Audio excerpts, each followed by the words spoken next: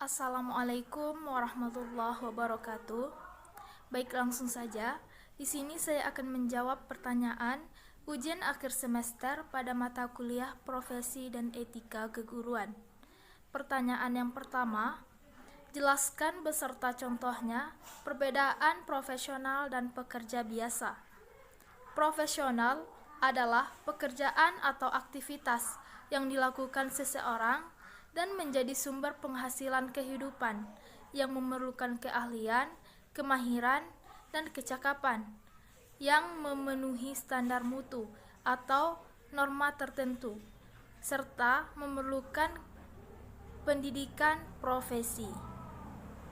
Contohnya seperti pengacara, dokter, guru, apoteker, notaris, dan lain sebagainya.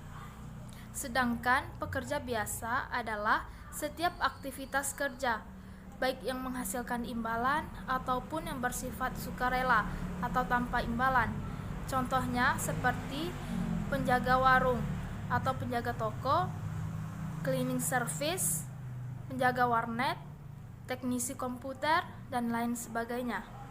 Jadi, perbedaan yang mendasar antara profesi dan juga pekerja biasa yaitu profesi memerlukan keahlian yang khusus, sedangkan pekerjaan biasa tidak memerlukan keahlian yang khusus. Selain itu, profesi dibayar atas dasar keahlian dan juga pengetahuannya, sedangkan pekerjaan biasa dibayar atas kerja kerasnya. Pertanyaan nomor 2. Apakah yang harus disadari oleh seorang guru terhadap arti pendidikan? Seorang guru harus menyadari bahwa pendidikan itu sangat penting. Pendidikan harus dimiliki oleh semua siswa. Pendidikan merupakan langkah terbaik untuk mengentaskan kebodohan. Melalui pendidikan, seseorang mampu memahami sesuatu lebih baik dan rasional. Dalam hal ini, seseorang akan terhindar dari banyak tindakan bodoh atau mungkin dibodohi oleh orang lain.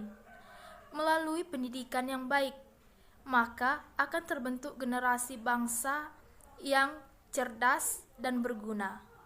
Sebagai seorang guru, ia memiliki tugas ataupun tanggung jawab untuk mendidik, membimbing, melatih, dan juga mengarahkan peserta didiknya. Seorang guru juga sangat berperan penting dalam proses menciptakan generasi penerus yang berkualitas, baik akhlaknya maupun intelektualnya.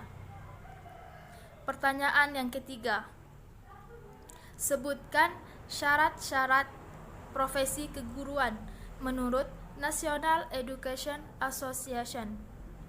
Yang pertama, jabatan yang melibatkan kegiatan intelektual.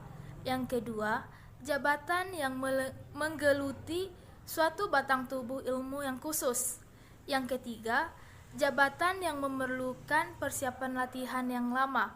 Yang keempat, jabatan yang memerlukan latihan dalam jabatan yang berkesinambungan.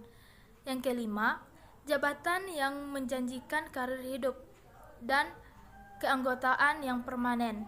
Yang keenam, jabatan yang menentukan standarnya sendiri. Yang ketujuh, jabatan yang lebih mementingkan layanan di atas keuntungan pribadi.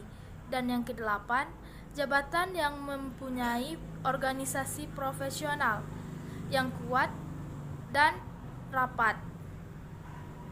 Pertanyaan yang keempat, apa yang dimaksud dengan pengembangan profesi guru dan jelaskan alasan pengembangan profesi guru?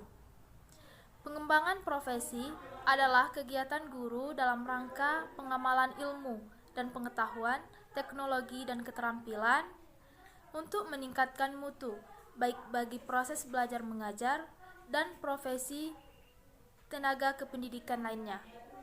Alasan pengembangan profesi guru. Yang pertama, untuk meningkatkan mutu guru, agar guru lebih profesional dalam menjalankan tugas dan tanggung jawabnya. Yang kedua, untuk merangsang, memelihara, dan juga meningkatkan kompetensi guru dalam memecahkan masalah-masalah pendidikan dan pembelajaran. yang berdampak terhadap mutu hasil belajar siswa. Dan yang ketiga, karakteristik tugas yang terus berkembang seirama dengan perkembangan iptek, di samping reformasi internal pendidikan itu sendiri. Pertanyaan yang kelima, mengapa seorang guru harus meningkatkan kompetensinya?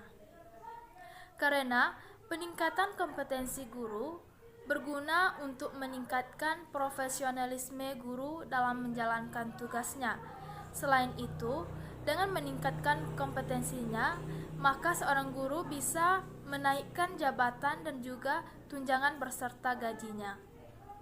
Pertanyaan yang keenam, jelaskan program peningkatan kompetensi guru diklat dan non-diklat. Yang pertama, diklat atau pendidikan dan pelatihan yang meliputi 1. In-house training, yaitu pelatihan yang dilaksanakan secara internal oleh kelompok kerja guru, sekolah, atau tempat lain yang ditetapkan untuk menyelenggarakan pelatihan. Yang kedua, program magang, yaitu pelatihan yang dilaksanakan di institusi atau industri yang relevan dalam rangka meningkatkan kompetensi profesional guru. Yang ketiga, kemitraan sekolah dapat dilaksanakan dengan bekerja sama dengan institusi pemerintah dan swasta. Yang keempat, belajar jarak jauh dapat dilaksanakan tanpa menghadirkan instruktur dan peserta pelatihan dalam satu tempat tertentu, melainkan dengan sistem pelatihan melalui internet dan sejenisnya. Yang kelima, pelatihan berjenjang dan khusus. Yang keenam, kursus singkat di perguruan tinggi atau lembaga pendidikan lainnya. Yang ketujuh, pembinaan internal di sekolah. Dan yang kedelapan, pendidikan lanjut. Yang kedua, non-diklat seperti diskusi masalah pendidikan, seminar, workshop, penelitian, kemudian penulisan buku atau bahan ajar, pembuatan media pembelajaran, dan pembuatan karya seni atau karya teknologi. Mungkin itulah sedikit jawaban dari saya. Jika terdapat kekurangan dan kekhilafan, saya mohon untuk dimaafkan. Saya akhiri dengan wassalamualaikum warahmatullahi wabarakatuh.